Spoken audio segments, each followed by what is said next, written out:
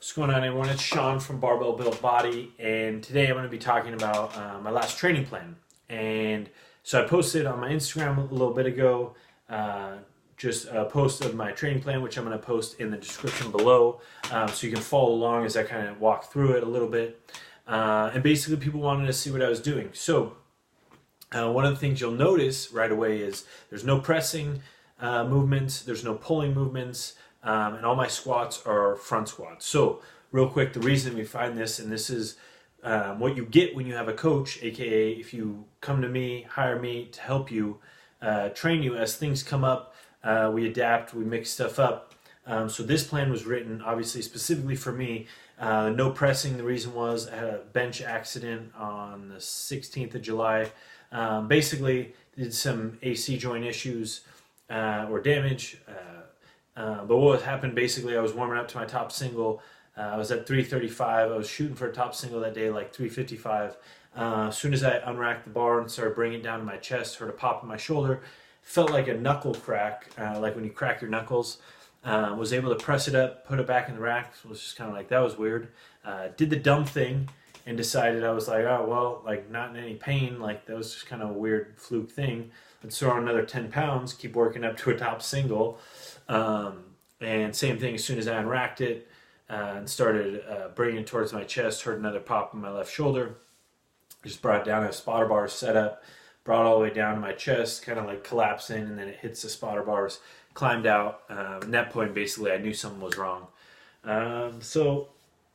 Pretty sure it was an AC joint issue with everything that was going on. So now I just started reintroducing pressing. That was, 7-8 weeks off. But either way, so this plan was written for that, and there's no pulling. I had some low back kind of irritation, so that's why the front squats are there. And so basically my setup is, and this is usually the setup I like to run for most of my training, is just 4-day week split. I seem to just have the best luck there. 2 upper body days, 2 lower body days. So Monday, Thursday is the lower body, Tuesday, Friday is upper body. On the rare occasion, I'll throw in a 5th day. And like I've done a handful of different things, but these seem to be just the best splits that I've found for what I'm doing, which is basic. I'm primarily targeting strength with some hypertrophy. But yeah, so Monday and Tuesday, it's heavy leg day or heavy lower body day, heavy upper body day. And so I'm kind of transitioning, if you can see, kind of got some RPE. I'm working into RPE.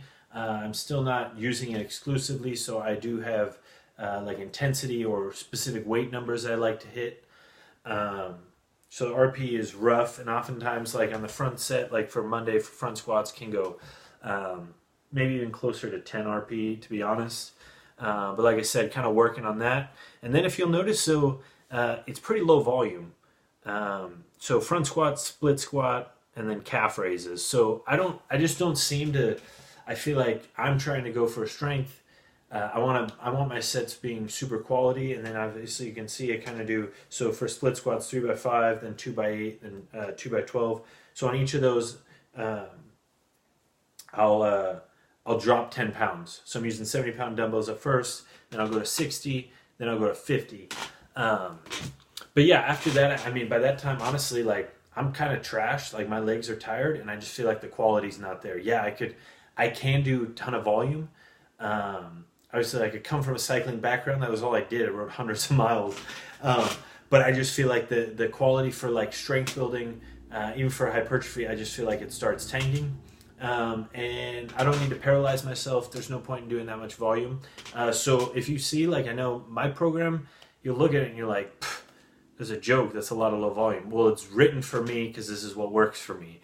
And this is, like I said, well, if you hire me as a coach, we work through this and we figure out what works for you.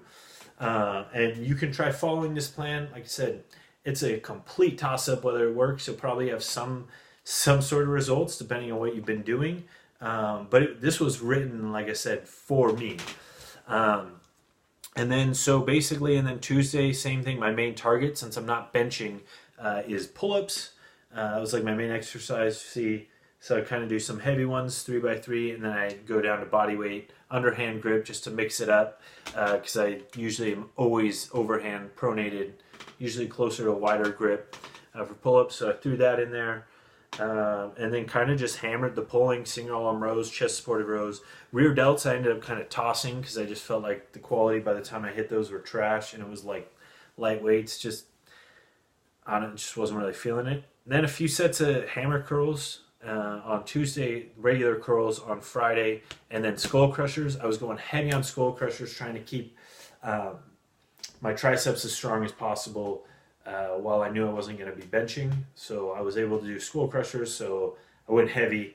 I was trying to, like I said, just keep the triceps stimulated, I guess. So that's kind of the plan then, obviously. So Monday and Tuesday were heavier days. You can kind of see I dropped the RPE down a little bit. The main exercises, dropped the weight down. And then maybe increase the reps a little bit too. But that's kind of the structure.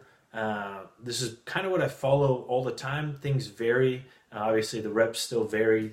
And then I change exercise, but it's I feel like very small variations. Been doing a lot of unilateral split squats, lunges, stuff like that. But I guess my exercise variation is still fairly small. And that's because I don't have machines. I use it like free weights exclusively. So that's where I'm at right now. But yeah, I think splitting it up, like I said, the lower volume is something that works for me. I've tried higher volume. I just feel like the quality, because the intensity from the weight, the load, just isn't there. So yeah, I could do a ton of bodyweight split squats, but that doesn't really I feel like that doesn't translate. I mean, when I was cycling, I remember at one point, I think I did like 300 walking lunges.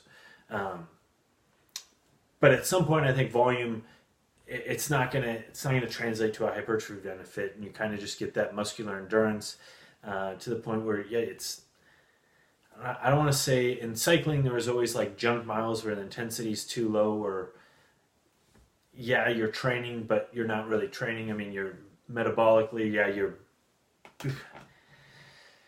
training, but it's just not an intensity I feel like it maximizes the benefit. And that's where I kind of feel like, as far as intensity, I seem to respond better to higher intensity, lower volume, than just hammering a ton of volume. And there are situations where I do a lot more volume, but it's still, I feel like I value intensity way more. So I hope that was helpful. If you guys are looking for a coach, if you have questions about your program, if something's going wonky and you're like, hey, I need help fixing it, message me at simplefitnessbysean@gmail.com. Hit me up in the DMs on Instagram, at simplefitnessbysean. I post videos on there. That's where I'm usually at. You can drop comments below if you have questions. And yeah, I hope this was helpful. I hope it was informative. And yeah, if you want a custom plan, hit me up. That's what I do. We'll coach you and walk you through and adjust to whatever is going on with you. I'll talk to you guys soon.